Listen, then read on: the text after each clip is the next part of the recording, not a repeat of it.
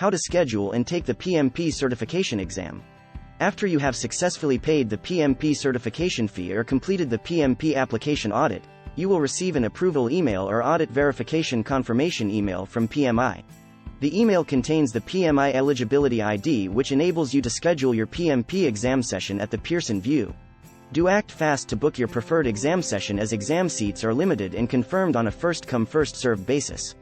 Pearson Vue is a global provider of testing services and is considered one of the most trusted examination administration body. As mentioned previously, you can find the PMI eligibility ID in the email sent to you by PMI.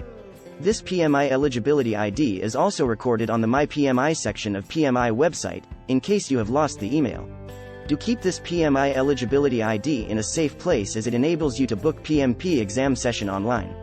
On the Pearson Vue website, you will be able to search for an exam center with seats available or available online proctored exam time slots based on your preferred time and date. If you would like to take the exam in person, get to know the transportation arrangement to the exam center before choosing one. If you would like to take the exam online, do check if you have the required equipment, such as a webcam. Please note that candidates from Cuba, Iran, Sudan, North Korea, mainland China, Japan, South Korea and Slovenia are currently not allowed to take online PMP exam. The term schedule an appointment is used on the website to mean schedule your PMP exam. Follow the on-screen instructions. You will need to have your PMI eligibility ID and the first 4 letters of your last name to verify your eligibility status. After you have selected and confirmed a suitable exam slot, you will be presented with the examination confirmation details.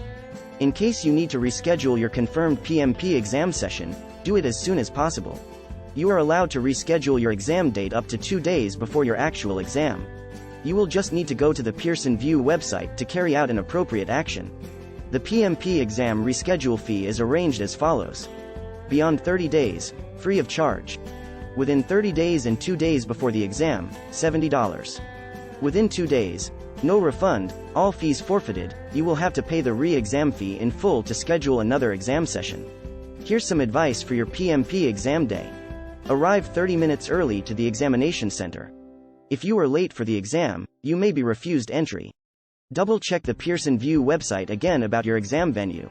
Some PMP aspirants have reported that the exam venue was changed after they have booked the exam session, but the information has not been passed on to them. Here's some advice if you're taking the PMP exam online. Check your computer in advance on the Pearson Vue website. Make sure your internet connection speed is fast enough instead.